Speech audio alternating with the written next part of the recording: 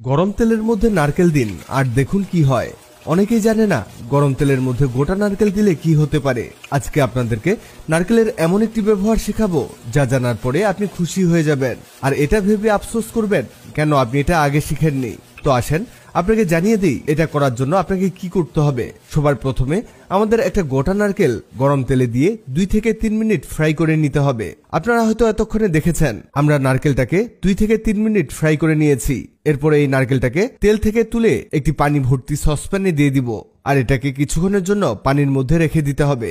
এরপর একটি প্যানের মধ্যে 1 টেবিল চামচ চিনি, 3 থেকে 4 পিস গুড় এবং সামান্য পানি দিয়ে এটাকে রান্না করতে হবে। এটা ততক্ষণ পর্যন্ত রান্না করতে হবে যতক্ষণ না গুড় আর চিনি গলে যায়। এটাকে একেবারে লালচে কালারে আনতে হবে। ততক্ষণে জানিয়ে দিন আপনি কোথা থেকে ভিডিওটি দেখছেন, যাতে পরের ভিডিওতে আপনাকে ধন্যবাদ জানাতে পারি। এই দেখুন আমাদের চিনি আর গুড় 2 থেকে 3 মিনিট গরম করার কারণে খুবই ভালোভাবে গলে গেছে। এবার এটাকে তুলে রেখে দিব। আর এদিকে যে আমরা নারকেল পানির মধ্যে রেখেছি সেটা ভালোভাবেই ঠান্ডা হয়ে গেছে।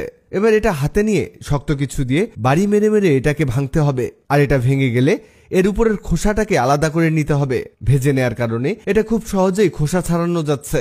দেখুন যে কাজ করতে ঘন্টাখানেক সময় লাগতো সেটা এখন কয়েক সেকেন্ডে করা যাচ্ছে। এই দেখুন আমরা পুরো নারকেলের খোসা ছাড়িয়ে নিয়েছি। এরপরে এই নারকেলটাকে কাটতে হবে। এখানে আপনি যতটা ছোট পিস করে কাটতে পারেন ততই ভালো। আমরা সময় বাঁচানোর জন্য একটু বড় করে কেটে নিচ্ছি। আর একটা কথা বলে দেই, আপনি যখন নারকেল তেলের মধ্যে দিবেন তার আগে নারকেল থেকে পানিটাকে বের করে নেবেন। মানে এটাকে ভালো করে ফুটো করে পানি আলাদা করে নিতে হবে। নারকেলের ভিতর পানিটাকে রাখা যাবে না। দেখতে দেখতে আমাদের নারকেল কাটা শেষ হয়ে গেছে। এবার এগুলোকে একটি ব্লেন্ডার জগের মধ্যে ঢেলে দিব, কারণ নারকেলগুলোকে আমাদের ব্লেন্ড করতে হবে। আপনারা ব্লেন্ড করার সময় একটু হলেও পানি ব্যবহার করেন, তবে এই জিনিসটা বানাতে আপনাকে 1 ড্রপ পানিও এতে দেওয়া যাবে না। এই দেখুন এগুলো একেবারে গুঁড়ো করে ফেলেছি। আপনিও ঠিক তাই করে নেবেন। এবার লাস্ট স্টেপে একটি প্যানের মধ্যে দিয়ে দিবেন 1 চামচ খাঁটি ঘি। আর এই ঘিটাকে গরম করে নিতে হবে যাতে প্যানের চারদিকে ছড়িয়ে যায়। এরপরে এতে দিতে হবে 1 টেবিল চামচ বেসন, আরও দিতে হবে ময়দা একই পরিমাণ 1 টেবিল চামচ। বেসন আর ময়দা দিয়ে এগুলোকে 2 থেকে 3 মিনিট ঘিতে ভাজতে হবে। এটাকে ততক্ষণ ভাজতে হবে যতক্ষণ না এটা ভাজা হয়ে হালকা লালচে কালারে চলে না আসে। আর এই মুহূর্তে চুলার হিট করে দিতে হবে মিডিয়াম টু লো। আপনারা দেখতেই পাচ্ছেন এটা কিছুটা লালচে হয়েছে। এবার এর মধ্যে দিয়ে দিব সেই ব্লেন্ড করে রাখা নারকেল গুঁড়োগুলোকে।